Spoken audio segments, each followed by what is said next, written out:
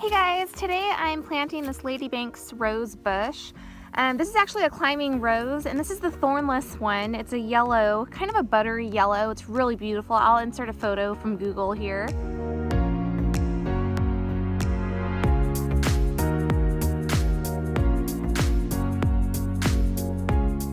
I have the two of the white version that actually have thorns. I planted them up at the front entrance of our property, and I really just love this rose. I've always loved Ladybanks. When I was a little girl, one of our neighbors had a yellow Ladybanks on her property, and it grew all over her fence and was so huge, and she would let me come over and pick some of the flowers, and I used to take my hand and kind of run it over the petals, and it would just fill up my hand with petals like snow, and I used to throw it up in the air and it would come sprinkling down like confetti. Anyway, so this is what I'm planting. I love this plant. It's perfect for the Texas heat because it's extremely heat tolerant. It actually likes the heat, and it's drought tolerant because the two that I planted out front is in an area where it gets very little water, and I probably only watered them twice in the fall, and then I never watered them again. I haven't watered them since, and they've grown at least 5 times their size. So that's what I'm planting. I've already pre-dug my hole.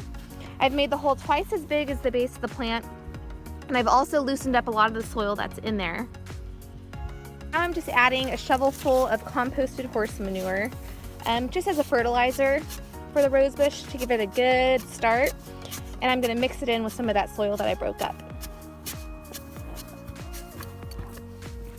Ladybanks is hardy in zones 6 through 9, but I think you can get away with them in a zone 10 because they are really heat tolerant. And this is just one of those roses where the more fertilizer you add, the bigger it grows, but if you don't add any at all, they still do really well. The great thing about Ladybanks is you can train them into a shrub-like form by keeping them well pruned, or you can have them climb over a trellis or an arbor like I've talked about, or you can even train them up into a tree by braiding the stems or the vines. They're very pliable as long as they're still green, and then as they age, they get woodier and they shoot up new vines every year.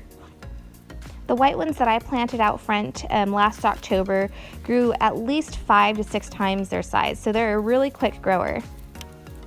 So I packed the soil all around the root ball of this plant nice and tight, making sure there's no air pockets. Alright, so I've got it in the ground now, and I'm actually not gonna water this in because the soil is still super moist from the rains that we've had. But eventually what I'm going to do here is I'm gonna build kind of a trellis, not a trellis, an arbor, I guess, a small arbor, or trellis, I guess you can call it, and it's gonna go over this little gate here. So it's gonna start here, it's gonna go over the top, it's gonna be square and go down, and then I'm gonna have that rose climb up over. And I'm probably gonna plant another one here. I'm not sure yet, I haven't decided. So yeah, that is my Ladybanks rose, and I will make sure to post updates on this rose so you can see it when it's in full bloom because it's so amazing. It gets completely covered in flowers. I just love it. All right guys, thank you so much for watching. Don't forget to subscribe and hit that bell for notifications. We try to post a video as often as we can, usually every day, unless we're taking a little break. So, oh, there's Charlie. Say hi, Charlie. All right guys, we'll see you in the next one.